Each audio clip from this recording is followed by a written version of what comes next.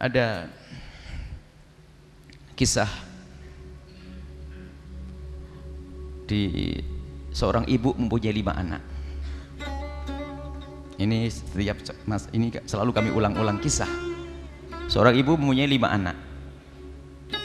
Anaknya itu masya Allah berbakti semua kepada ibundanya, baik semuanya dengan ibundanya. Suatu ketika sang ibunda ini sakit, suaminya sudah meninggal. Ibundanya ini sakit, masuk rumah sakit. Semua anaknya itu sudah punya rumah, anggap saja asal kota begini, sudah punya rumah, punya mobil, semuanya sudah hidup sejahtera. Di saat mendengar ibundanya sakit, berbondong-bondong mereka datang ke rumah sakit karena anak berbakti semuanya. Sampai ke rumah sakit itu, setelah dipastikan ibundanya harus menginap di rumah sakit, mereka harus membuat jadwal siapa yang menjaga giliran. Ternyata setelah jadwal jadi, semuanya sepakat kami tidak mau pakai jadwal. Loh kenapa? Kata yang tertua, kami ingin tinggal di sini semuanya. Terserah tidurnya di mana, yang laki-laki tidur di luar, yang perempuan ada di dalam, dan seterusnya. Nanti kalau kita butuh pulang ke rumah sesaat-sesaat saja. Jadi jangan pakai jadwal deh. Kami ingin di sini semuanya. Masya Allah. Ada yang mijiti ibundanya, megang kepala ibundanya, masya Allah. Akrab, suasana yang indah. Kemudian setelah itu apa? Sehari, 2 hari, sampai 10 hari lebih, ada salah satu dari anak perempuannya datang ke temannya sang dokter, bertanya tentang banyak macam-macam pertanyaan tentang keadaan anak tersebut, keadaan ibundanya. Akhirnya sang dokter menyatakan bahasanya ibumu sudah sehat dan boleh dibawa pulang. Senang itu sang anak dengan ibunya bisa dibawa pulang. Di saat sang anak perempuan ini mau pulang, mau keluar, di stop sama dokter. Mohon maaf ibu, ada obat yang belum beres, diselesaikan saja sampai besok. Biar tambah sehari tapi sempurna. Gimana? Oh ya nggak apa-apa. Disempurnakan sampai esok hari. Betul. Pulanglah anak perempuan ini ke ibundanya, sama saudaranya dikasih tahu kalau ibu sudah sembuh, bisa dibawa pulang. Wah, seneng semuanya, dicium ibunya, ibu sehat. Ibunya juga ngomong, iya bosen saya di rumah sakit, saya bosen, pengen cepat pulang. Tapi harus besok ibu. Ya enggak apa-apa deh, besok. Akhirnya setelah itu berlima ini pada ngobrol. Alhamdulillah ibu sudah pulang. Baru inget, kak, dek, inget enggak kamar ibu kira-kira kayak apa ditinggal 10 hari lebih, 12 hari? Wah ya berantakan. Ayo siapa yang pulang duluan membersihkan kamar ibu, kamar mandi ibu. Jangan sampai waktu pulang nanti ibu kamarnya kotor, penyakitan lagi nanti. Semuanya pada noleh, bingung siapa yang pulang. Nggak ada yang mau pulang. Pembantu aja enggak, kalau pembantu nggak puas nanti, nggak sempurna. Nggak ada yang mau. Tiba-tiba yang tadi anak perempuan yang ke dokter tadi, yang tanya ke dokter, ngangkat tangan, gimana kalau saya pulang duluan?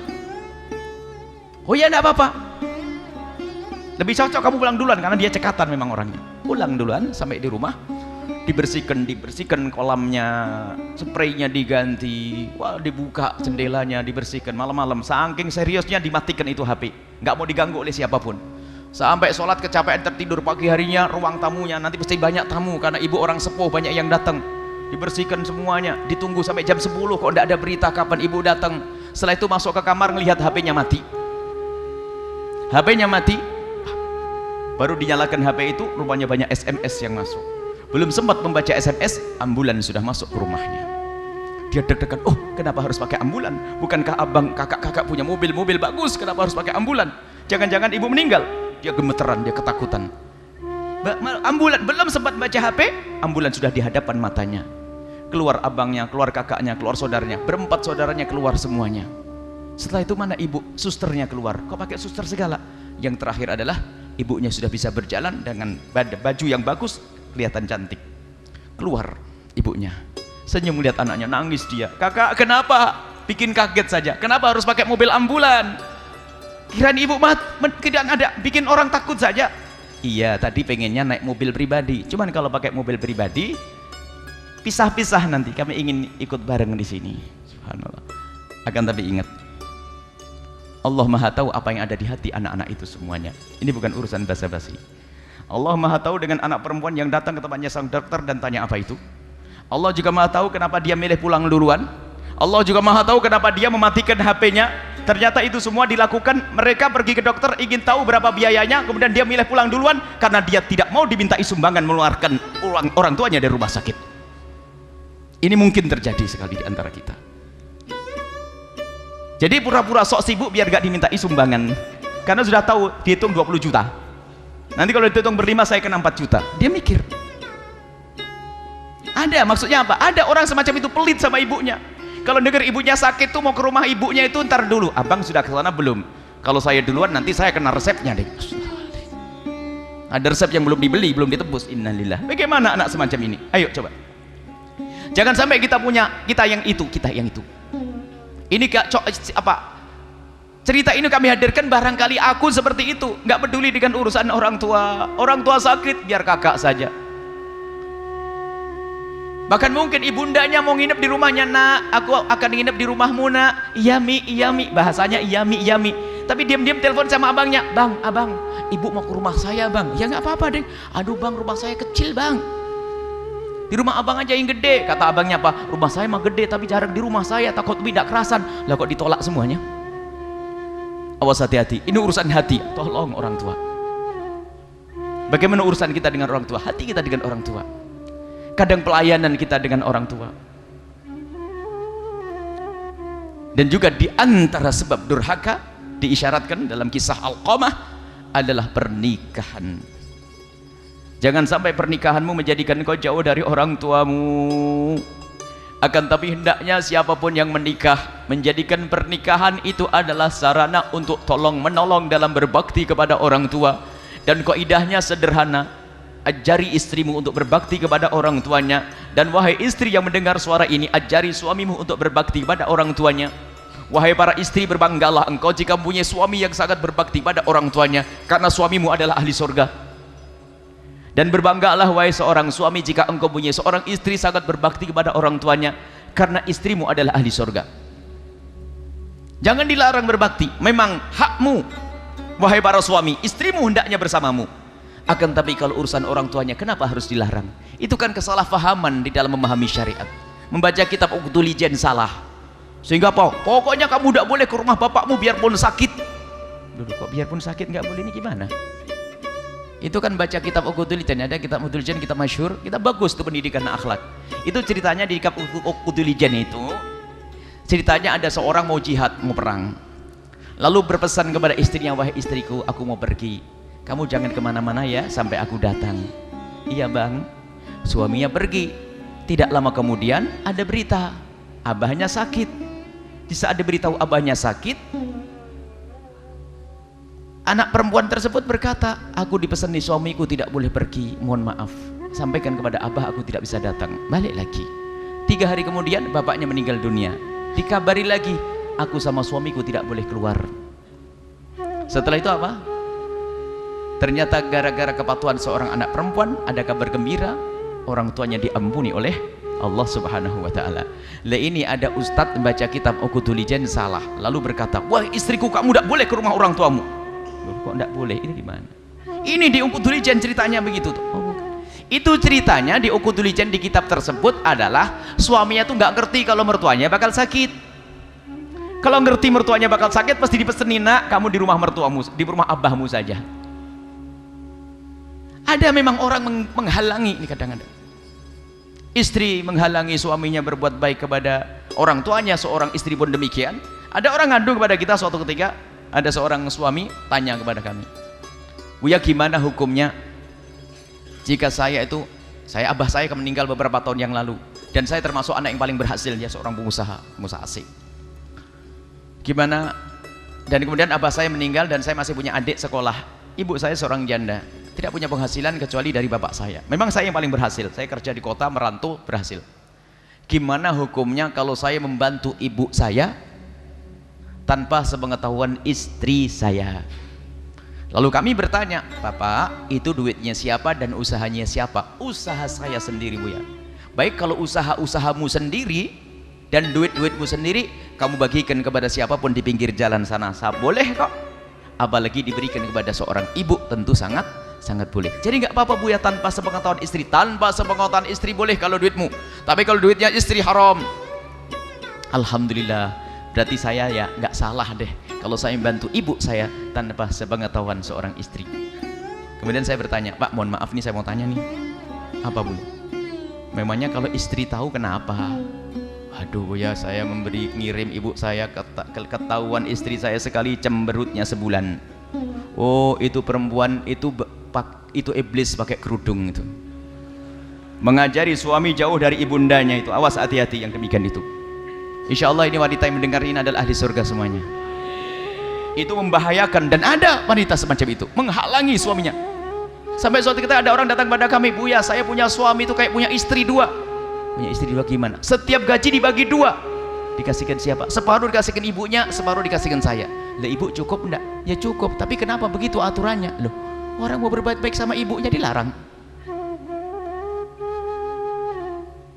Ini bermasalah. Ini kadang-kadang ada semacam itu. Ada lagi kebalikannya. Seorang ibu cerita, alhamdulillah saya sudah jadi PNS, jadi PNS. Kemudian dari suami saya dapat uang, tapi setelah dapat PNS saya lebih banyak duit saya. Gimana hukumnya kalau saya membantu ibu saya tanpa sepengetahuan suami saya? Ya kami tanya, itu duit siapa ibu? Duit saya sendiri. Gaji ibu sendiri kan? Iya, gaji saya sendiri. Baik, kalau duitnya ibu mau diberikan ke siapa saja boleh, tapi ingat jangan duit suami. Kalau duit suami engkau bagi-bagikan, hukumnya haram tanpa seizin sang suami. Bukan, Buya, itu duit saya sendiri. Baik, kalau duitnya ibu sendiri boleh diberikan ke siapa saja, karena duitnya ibu, bukan duit suami. Iya, duit saya. Baik, alhamdulillah, berarti saya tidak salah. Enggak salah. Sama pertanyaan saya, ibu memangnya kenapa ibu kalau ngasih duit kepada ibu kemudian suami tahu? Waduh, suami saya marah-marah, ngancam gini, ngancam itu, ngancam ini, ngancam itu. Masya Allah.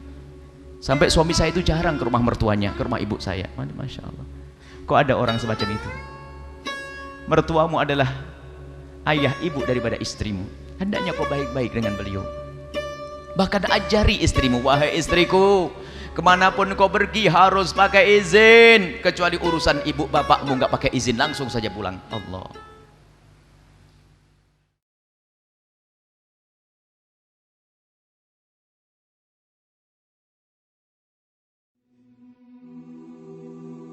Masalah waris ya, ini yang naudzubillah ya. Contoh saja waris, hampir setiap kampung ada orang punya masalah waris, dan waris itu tidak tahu kayak ada minyak gasnya itu.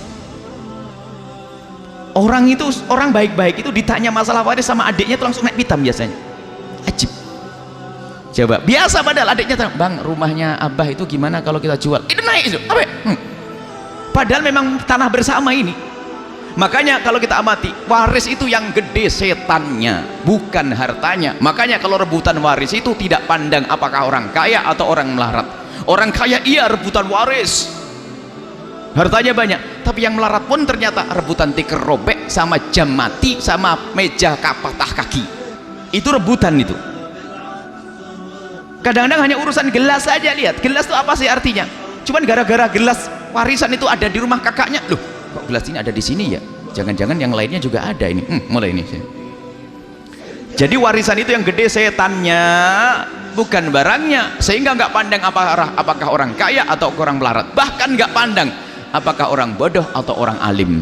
Kiai meninggal dunia punya anak dua, ustadz muda dua-dua, rebutan kantin sama rebutan santri. Sebab santrinya kan ada ngekos, muridnya 225 dibagi 110 berapa? 112 setengah nanti. Beda satu saja loh, kok lebih banyak kamu dari saya. Ini ada urusan hitungan duit ini. Yang gede adalah setannya, makanya hati-hati, jangan ngentengin urus warisan. Ini contoh saja warisan. Sensitif kadang dengan saudara itu nggak tahu sensitif, karena setannya yang gede. Permasalahan sedikit saya dengan saudara itu jadi keruh, jadi masalah panjang, sampai kadang-kadang wah ini kalau ribut dengan saudara biasanya nggak selesai-selesai.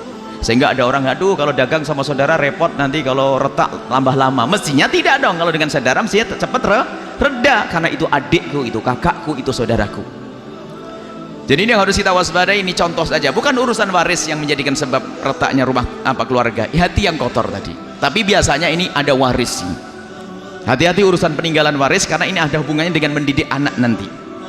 Sehingga para orang tua itu jangan memicu permusuhan di antara anaknya juga dengan cara berbuat tidak adil. Hei para orang tua, hukumnya haram jika engkau memperlakukan anakmu dengan cara tidak adil. Nggak ada istilahnya anak papa, anak mama. Kalau sudah begitu menjadikan anak yang lain ngedengki waktu bapaknya hidup, nggak berani ngapa-ngapain. Giliran bapaknya mati, lu abah sudah mati, lu mau apa, ayo. Ini biasanya kesalahan orang tua kalau sudah sayang sama anaknya berlebihan. Lihat, setiap yang minta dia pasti dikasih, sampai ambaknya, kakaknya sama yang lainnya kalau punya keinginan nggak bisa berani langsung, pasti minta lewat adiknya. Karena orang tua suka tidak adil, hati-hati. Awas, orang tua haram jika memberikan pemberian kepada anaknya tidak adil. Sehingga masalah hibah kepada anak harus adil. Kalau tidak adil, memicu permusuhan, memicu kedengkian di anak-anak, sehingga musibahnya kalau orang tua sudah meninggal dunia, maka akan terjadi permusuhan, berebutan waris, naudzubillah. Bahkan kita menemukan orang berebut waris itu unik, turun dari gunung mengambil harta saudaranya di bawah, sampai yang tukang angkat itu cerita bingung, itu untuk nyewa truk sama kulinya lebih mahal. Karena apa? Itu barang rusak semua, lemari nggak bisa dipakai, meja nggak bisa dipakai, perabot nggak bisa dipakai, yang penting saya masuk neraka, gitu saja intinya. Itu naudzubillah. Jadi ini urusan rebutan waris. Pondok pesantren, masya Allah, gak beres-beres hari ini juga kita menyelesaikan masalah nggak ini perebutan, padahal pondok, karena tidak tertata hatinya. Itu yang dicari pasti bukan Allah di situ. Ada bapaknya meninggal dunia, kakaknya punya pondok dulu, kemudian adiknya setelah itu pulang, akhirnya dia juga membangun santri banyak di sebelahnya, peninggalan sebelah dibagi dua gitu. Rupanya adiknya pondoknya lebih gede, lebih banyak, itu sudah mulai tidak senang gitu. Tiba-tiba sumurnya ditutup, akhirnya adiknya nangis bingung, kalau saya membuat sumur baru malu apa kata orang. Membuat sumur, jadi sampai urusan sumur nih, ini kan urusan kepentingan ini. Oh, kadang-kadang dicegat, tamu datang dicegat duluan daripada datang sama kakak, tak belokin dulu nih, ini urusan tamu direbut ini. Masya Allah, ini contoh. Ini sebenarnya setan yang gede, permusuhan. Perdagangan pun demikian. Sampai kadang ini, makanya kalau ada orang mau tanya, saya mau nanyakan tentang tanah, kan kita ada orang cerita kepada kami, Buya saya punya tanah, tanah warisan, sampai hari ini belum diwaris, apakah boleh kalau saya nanya kepada abang saya, kakak saya? Kami jawab boleh, tapi yang ngomong jangan kamu, sebab tidak tahu kalau sudah tanah waris itu yang nanya saudaranya itu langsung bilang, oh kamu kok gitu aja kok ditanyai, rebutan, sensitif, tidak tahu ada apanya. Karena ada setannya yang gede tadi. Setan paling seneng kalau kita putus permusuhan dengan saudara. Kalau sudah itu masuk neraka. Maka urusan waris satu contoh ini, awas, hati-hati jangan sampai ada di antara kita berebut waris. Kalau ternyata harus ada rebutan waris, lebih baik direbut waris kita daripada kita merebut. Semoga saudara kita ahli surga semuanya.